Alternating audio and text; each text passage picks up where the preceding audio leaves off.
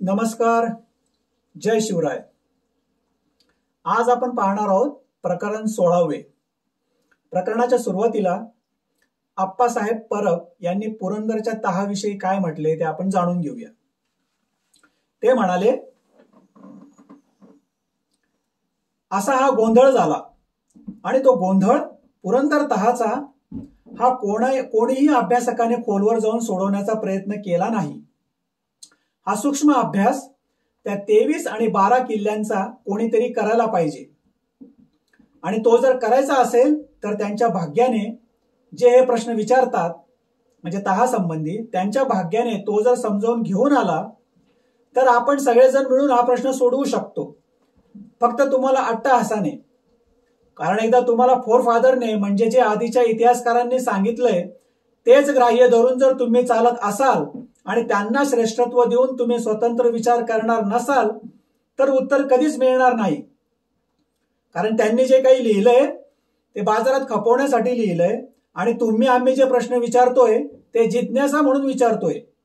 कोणाला पुरंदर तहाविषयी जिज्ञासा असेल त्यांनी हा एवढा टॉपिक घ्यावा व तो प्रश्न सोडवावा.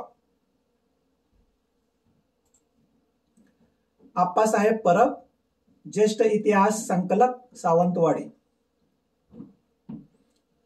देवाच्या कृपेने हा प्रश्न सोडवला गेला आहे आणि उत्तर मिळाले आहे. एका वाचकाने आपली प्रतिक्रिया नोंदवली आहे. माझं ई बुक वाचून, माझा मित्रच आहे आणि त्याने प्रतिक्रिया देताना, कॉमेंट देताना मला एक सूचना पण केली होती. ते काय आहे प्रतिक्रिया आहे ते आपण बघूया. त्याचं नाव यतीन नांदेडकर. त्याने लिहिलंय, सारंग, सर्वप्रथम पुरंदर तहाबद्दलच्या इतिहासाचा सखोल अभ्यास करून इतिहासातील बरेचसे विस्कळीत बिंदू जोडून पुरंदर तहाबद्दल नवा दृष्टिकोन निर्माण केल्याबद्दल तुझे आभार आणि हार्दिक अभिनंदन. तुझ्या ई पुस्तकामुळे शिवकालीन इतिहास परत एकदा वाचण्याची उत्सुकता निर्माण झाली आहे. एक सूचना, तुझ्या विचारांना काही तत्कालीन पुरावे मिळाले तर तुझी मांडणी आणखी मजबूत होऊ शकते, असं त्याने लिहिलं होतं. त्याच्या प्रतिक्रियेला मी उत्तर दिलंय, माय रिप्लाय. पुरंदरचा तह व महाराजांची शरणागती हा दैवी कारस्थानाचा भाग होता, त्यामुळे त्याचा लिखित पुरावा मिळणे दुरापास्त आहे. मला हा सत्य इतिहास परमेश्वराने सांगितल्यामुळे हे ई पुस्तक लिहिता आले. आणि उदाहरण म्हणून मी घेतलंय, शिवशाहीर बाबासाहेब पुरंदरे यांनीच एके ठिकाणी लिहिले आहे, आणि राजगडावरून महाराजांनी पुरंदरच्या मदतीसाठी काही फौज आणि बराचसा दारुगोळा रवाना करण्याचे ठरविले. पण गडाला शत्रूचा फास जबरदस्त होता. ही कुमक किल्ल्यावर जाऊन पोहोचावी कशी? परंतु या कुमकेसाठी निघालेले मराठे इतके निधड्या धाडसाचे व हुन्नरबाज होते की आपण पुरंदरावर पोहोचायचेच अशा निश्चयाने, आत्मविश्वासाने आणि तळमळीने ते निघाले होते. काय करावे? इतिहासाला या धाडसी मराठ्यांची नावे सुद्धा माहीत नाहीत. त्यांनी केलेल्या सफाईदार करामती त्याला माहीत नाहीत. इतिहास मुका आहे. लिहून ठेवायची आमच्यात चाल नव्हती. पराक्रम करायचे आणि मोकळे व्हायचे. तर इथं बाबासाहेबांनीच असं सूचित केलेलं आहे की त्यावेळेस इतिहासातले जे प्रसंग घडायचे ते लिहून ठेवण्याची पद्धत नव्हती. एक थोडके इतर काही लोकांनी जर लिहिलं असेल, इतिहासकारांनी किंवा त्यातल्या बखरकारांनी, तेवढंच.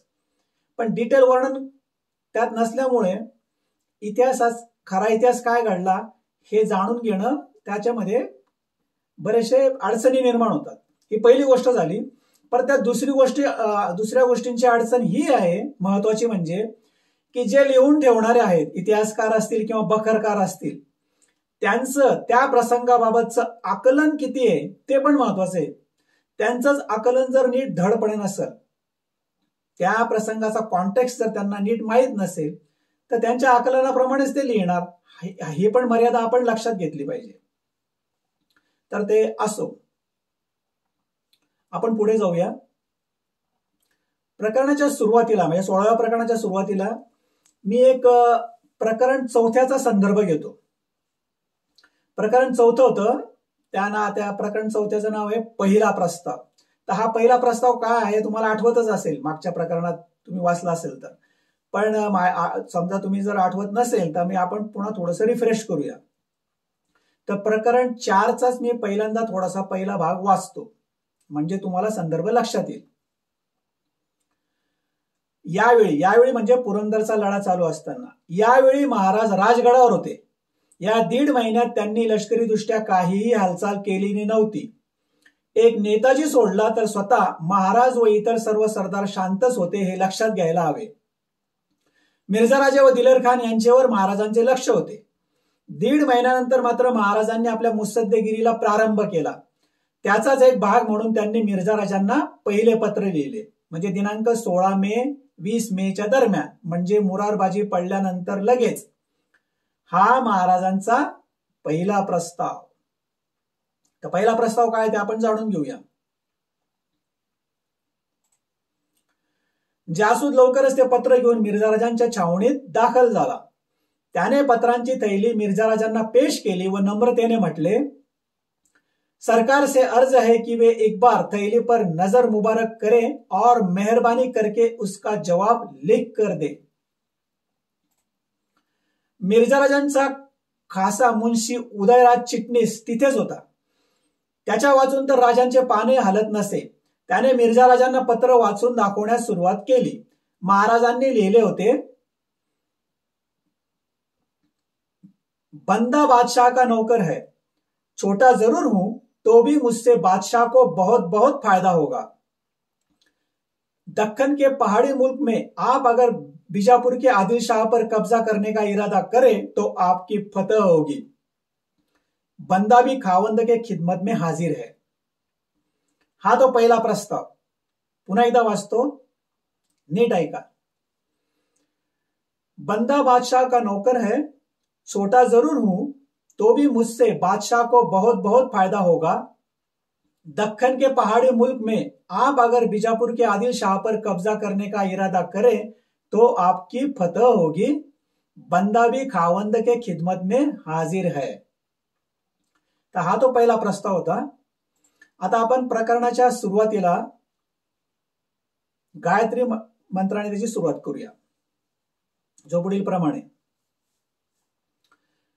ओम भूर्भुवस्सुः वितुर्वरेण्यं भर्गो देवस्य धीमहि धियो यो न प्रचोदयात्. याचा अर्थ काय?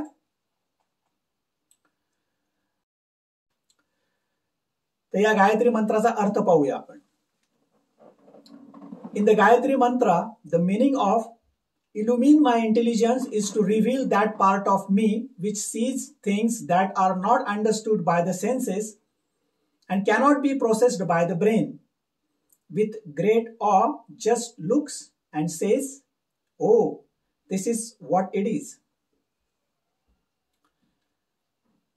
याचा अर्थ, देवा मला अशी बुद्धी दे की ज्याच्यामुळे मला सत्याचा अनुभव येईल, जे सत्य इंद्रियातीत आहे आणि आपल्या ब्रेनने ते प्रोसेस होऊ शकत नाही, असं सत्य देण्याची मला कृपा कर. अशा सत्याला पाहण्याची माझ्यावर कृपा कर. तर मी बऱ्याचदा जेव्हा म्हणतो की मला देवाचं दर्शन झालं आणि देवाने मला इतिहास सांगितला, तर लोक माझी टिंगलटवाळी करतात की तुम्हाला देव कस काय दिसला, किंवा देवाने तुमच्या कानात येऊन सांगितला का हा इतिहास. अशा पद्धतीचा टिंगलटवाळीचा सूर त्यांचा असतो. पण मला गायत्री मंत्राच्या आधारे असं सांगायचंय की हा जो अनुभव आहे, सत्याचा अनुभव, देवाचं दर्शन होणं, हा इंद्रियातीत आहे आणि आपल्या ब्रेनने तो प्रोसेस होणारा नसतो. पण एनिवे, आपल्याला त्या टॉपिककडे आता सध्या त्याच्यावर चर्चा करण्यात वेळ नाहीये. आपण थेट प्रकरण 16 सुरुवात करूया. ओके. तर प्रकरण 16व्याचं नाव आहे महाराज द गाईड, अर्थात एक वाटाड्या. The serenity prayer. God grant me the serenity to accept what I cannot change, the courage to change what I can, and the wisdom to know the difference. इतिहासातले 4 प्रसंग पाहूया आपण. अल्लाउद्दीन देवगिरीवर आक्रमण करणार ही बातमी कळताच त्याला प्रतिकार करण्यासाठी राजा रामदेवराय निघाला. अणुबॉम्बचा वापर करू अशी अमेरिकेने ताकीद देऊनही जपानने शरणागती पत्करण्याचे नाकारले. प्रत्येक तहाने दुसऱ्या बाजीरावाला असहाय्य व दुर्बल बनवण्यात आले. अखेर त्याने इंग्रजांशी लढा देण्याचे ठरविले. बलाढ्य इंग्लंड, सोव्हिएत रशिया यांच्याशी लढा चालू असताना अमेरिका पण युद्धात उतरणार हे कळताच हिटलर उद्गारला, पहिला ठोसा आम्हीच लगावणार. पण मग पुढे काय झाले?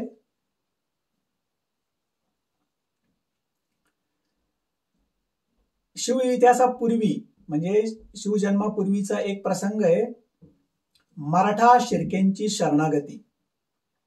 फार इंटरेस्टिंग गोष्ट आहे, तुम्हाला पण ते आवडेल, जरूर ऐका.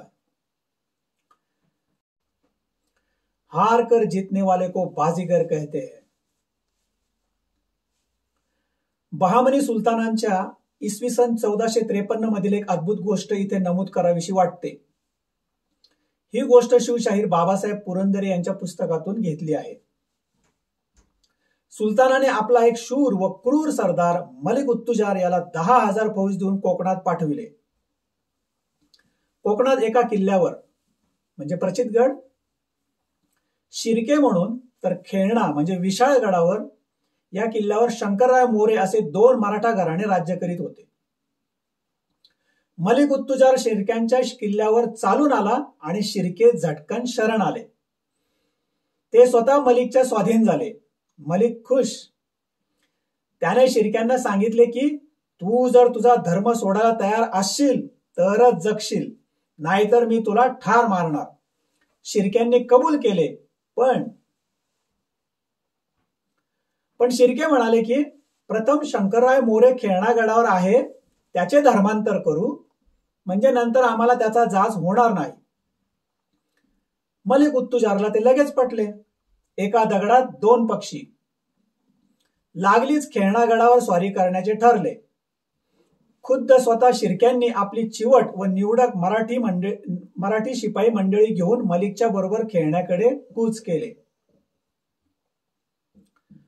वाट सह्याद्रीच्या भयंकर पहाडातून व जंगलातून होती. वाटाड्याचे काम अर्थातच शिर्क्यांकडे होते. पहिले 2 दिवस शिर्क्यांनी सरळ व त्यातल्या त्यात सोप्या वाटेने ही पाहुणे मंडळी नेली. पण तिसऱ्या दिवशी त्यांना अशा एका भयंकर बिकट वाटेने नेले की प्रख्यात इतिहासकार फेरिस्ता लिहितो, त्या घोर अरण्यास भिवून मर्द वाघही गर्भगळीत व्हावा. घाटातील वाटा इतक्या वाकड्या तिकड्या होत्या की त्यांची तुलना केसांच्या कुरळेपणाशी केली तरीही अपुरी ठरेल. तो पर्वतांचा भयंकर देखावा पाहून प्रत्यक्ष राक्षस व भूतेही तेथील कड्यांपाशी व गुहांपाशी आल्यावर दचकून जावीत.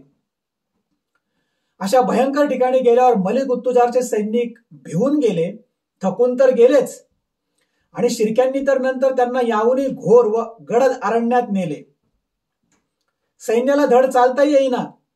त्यातच मलिक उत्तुजारला रक्ताची हागवण लागली. मलिक उत्तुजारच्या सैनिकांना तंबू ठोकायलाही जागा मोकळी सापडत नव्हती. ते तसेच जमिनीवर पडले. मराठ्यांना व शिर्क्यांना मात्र या प्रवासात काहीच विशेष वाटत नव्हते. फेरिस्ता लिहितो, याप्रमाणे थकून भागून अव्यवस्थित रीतीने मलिकची फौज विश्रांती घेत पडली असता तो विश्वासघातकी नीच शिर्का खेळण्यावर शंकररायाकडे गेला आणि त्याने शंकररायाला सांगितले की मलिक उत्तुजारा सर्व फौजेनिशी तुझ्या जबड्यात आणून सोडले आहे. लगेच शंकरराय मोठी फौज घेऊन निघाला आणि अरण्यात व पहाडात कोंडल्या गेलेल्या त्या फौजेवर शंकररायाच्या लोकांनी रात्री धाड घातली.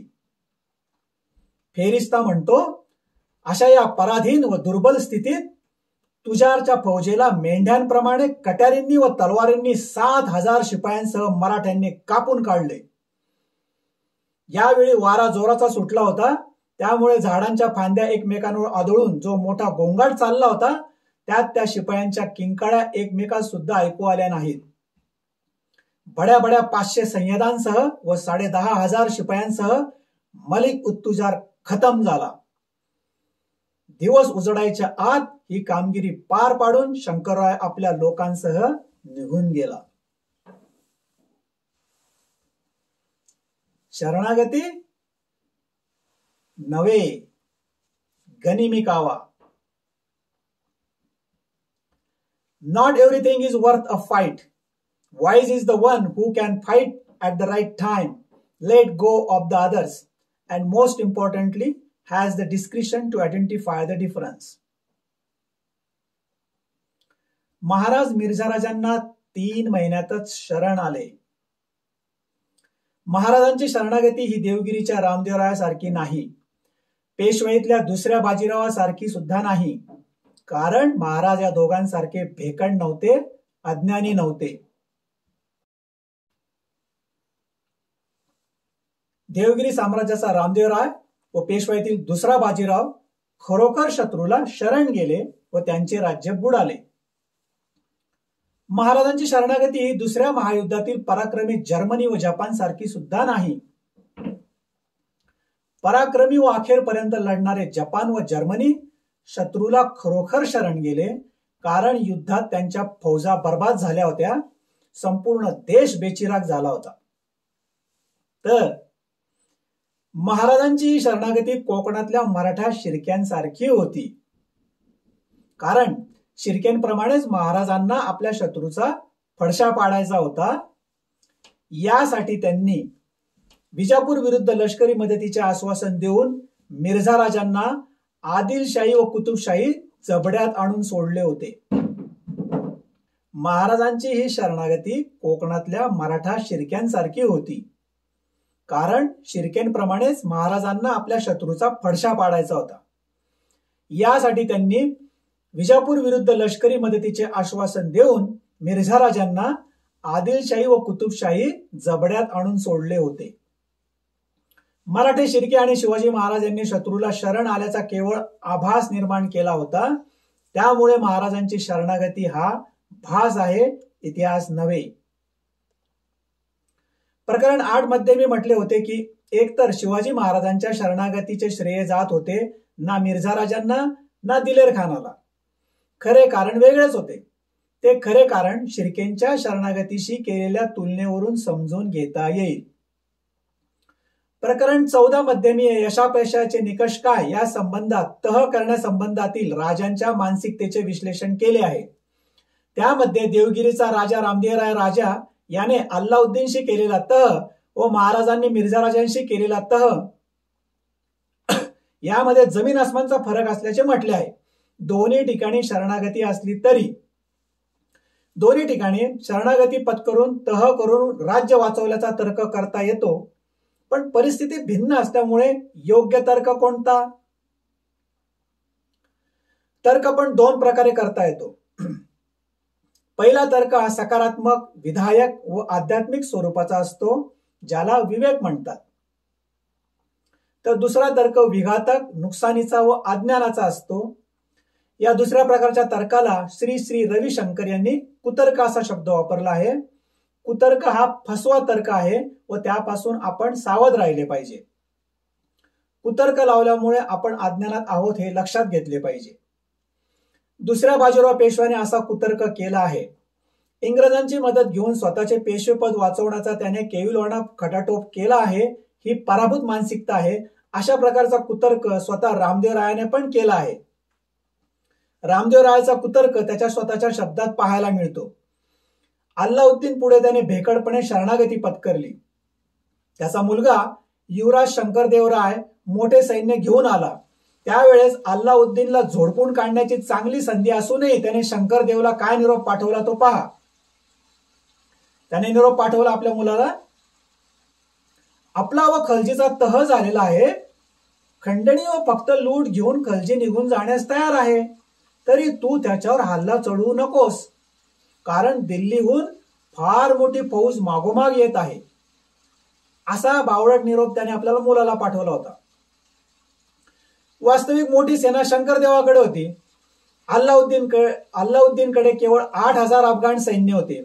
आता रामदेवरायाने आपल्या मुलाला प्रोत्साहन देऊन स्वतः पण जर तो खलजीवर तुटून पडला असता तर त्यांनी खलजीच्या फौजेचा खिमा उडवला असता असे निश्चितपणे सांगता येईल. खलजीची फौज चौफेर मारा खाऊ लागली असे वर्णन आहे, इतिहासातलं तसं वर्णन आहे. एनिवे, महाराजांनी पुरंदरच्या केवळ 4000 मराठ्यांना दारुगोळा पाठवून प्रोत्साहन दिले आणि त्यांनी मोगलांच्या 40,000 फौजेला झोडपून काढले, नाही का? रामदेवरायाने आणि दुसऱ्या बाजीरावाने तह करून आणि महाराजांनी तह करून आपले राज्य वाचविले आहे, पण त्यातील फरक पहा. अफवा हे प्रभावी हत्यार. अल्लाउद्दीन अक्रूर असला तरी उत्तम सेनापती होता हे मान्य करायला हवे. शंकरदेवराय मोठी सेना घेऊन आपल्यावर चालून येत आहे हे कळताच तो सरकला, पण तो मुळीच डगमगला नाही. त्याने जिहादाची तयारी ठेवली. दिल्लीवरून मोठी फौज मागवून येत आहे अशी त्याने अफवा पसरवली होती व या अफवेने त्याने यादव सेनेचे मानसिक खच्चीकरण केले होते. त्यामुळे रामदेवराय राजा हादरला होता.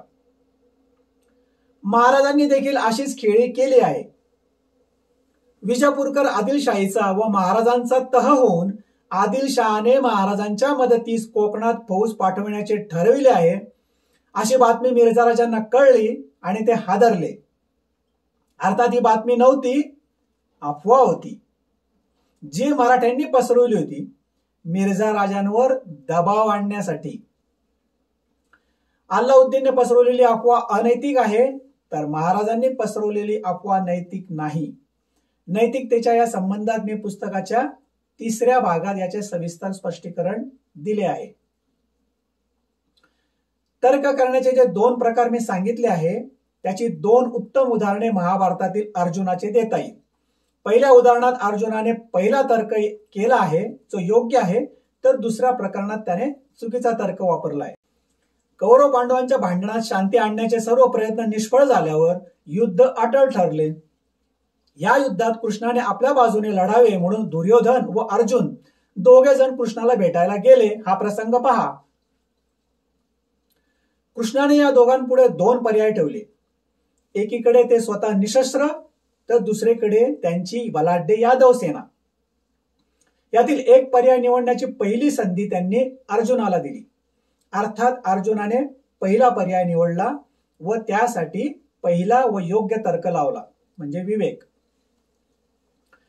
मात्र दुसरा प्रसंग पहा. कुरुक्षेत्रावर जेव्हा कौरव पांडव समोरासमोर उभे ठाकले त्यावेळी शत्रू पक्षात पितामह भीष्म, गुरुवर्य, द्रोणाचार्य व इतर नातेवाईक पाहून अर्जुनाच्या हातातील गांडीव धनुष्य गळून पडले. तो युद्धास तयार होईना. आपल्याच लोकांची हिंसा करून राज्य मिळवावे हे त्याला चुकीचे वाटले. पण त्याचा हा तर्क अज्ञानातून आलेला होता. भगवान श्रीकृष्णांनी त्याला गीता सांगून त्याचे अज्ञान दूर केले. मलिक उत्तुजारने शिर्के शरण आल्यावर या शरणागतीचा चुकीचा अर्थ लावला. शिर्के शरण आले ते आपल्या ताकदीमुळे असे त्याला वाटले. मिर्झाराजे व औरंगजेब यांनी तहाला मान्यता देण्यासाठी फरमान पाठवण्यासाठी जो तर्क लावला तो असाच चुकीचा तर्क होता. आणि असाच चुकीचा तर्क इतिहासकारांनी देखील लावला व या पुरंदर तहाचा चुकीचा इतिहास लिहिला गेला. थोडक्यात सांगायचे झाले तर देवगिरीचा रामदेवराय व पेशवा दुसरा बाजीराव यांच्या शरणागतीमध्ये त्यांचा भेकडपणा लपला आहे.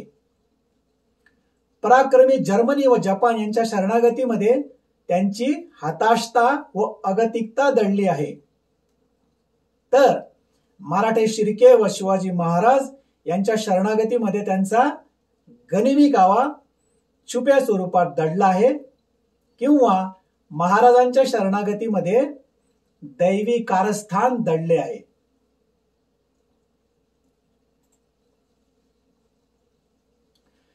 या प्रकरणात आपण पाहिले की शिर्केंनी वाटाड्याचे काम केले. त्यांनी मलिक उत्तुजारला शंकररायाच्या जबड्यात आणून सोडले व त्याचा फडशा पाडला. महाराजांनी पण मिर्झा राजांना पहिला प्रस्ताव पाठवून वाटाड्याचे काम केले आणि मिर्झा राजांना त्यांच्या मोगली फौजेसह आदिलशाही कुतुबशाही जबड्यात आणून सोडले. स्वराज्यात उच्छाद मांडणाऱ्या अफाट मोगली फौजेला महाराजांनी अगदी चतुराईने स्वराज्याच्या बाहेर काढले, ही गोष्ट इतिहासकारांना दिसलीच नाही. त्यांना फक्त शरणागती दिसली व त्यांनी पुरंदरच्या तहाचा चुकीचा इतिहास लिहिला. आता थोडं पुढे जाऊया. नेत्याचा प्रभाव आणि सैन्याचे मनोधैर्य. युद्धात घडणाऱ्या एखाद्या घटनेने अथवा जय पराजयाने सैनिकाच्या मानसिकतेवर किती आघात होतो, परिणाम होतो, नेत्याने आपल्या सैनिकांवर टाकलेला प्रभाव किती महत्वाचा असतो व केवळ सैन्य संख्येपेक्षा रणनीती किती महत्वाची असते, हे दुसऱ्या महायुद्धातील लाल सेनेच्या ऑपरेशन युरेनस या उदाहरणावरून लक्षात येईल. ते पुढील प्रकरणात पाहूया, म्हणजे 17व्या एपिसोडमध्ये, ऑपरेशन युरेनस मध्ये. तर इथे हे 16वं प्रकरण संपलं. आता आपण वाचकांच्या काही प्रतिक्रिया पाहूया. कोल्हापूरहून भारत घोडके यांनी लिहिलंय, खऱ्या इतिहासाची उत्तम मांडणी. तर टोरंटो कॅनडाहून अजित बंगाली लिहितात, Sarang, your book is interesting, you have taken a lot of effort. मुंबईवरून विकास खारगे यांनी लिहिलंय, ग्रेट वर्क, कॉंग्रॅच्युलेशन सारंग. तर दुबईवरून विवेक ठिगळे यांनी लिहिलंय, great going Sarang, thanks for sharing and it is going to be more and more interesting indeed.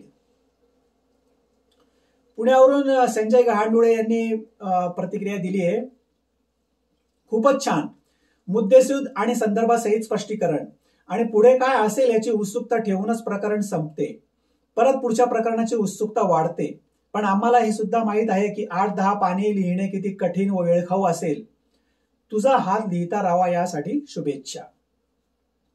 तर COEP 90 group यावरून वैजयंती अलुरकर नागवेणकर यांनी लिहिलंय, nicely penned by Sarang, hoping he does more research and writes more about various episodes in Shivaji Maharaj life. याच पुस्तकाला sponsor केलं आहे सायकॉन consultant अमेरिकेमधून आणि ठाण्यावरून Ajit construction या कंपनीने. स्पॉन्सर करणाऱ्या कंपन्यांचे मी आभार मानतो. आणि आपला हा 16वा एपिसोड इथेच संपला.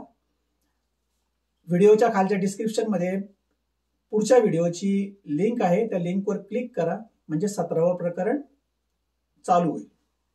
व्हिडिओ पाहिल्याबद्दल आपल्या सर्वांचं धन्यवाद. जय शिवराय.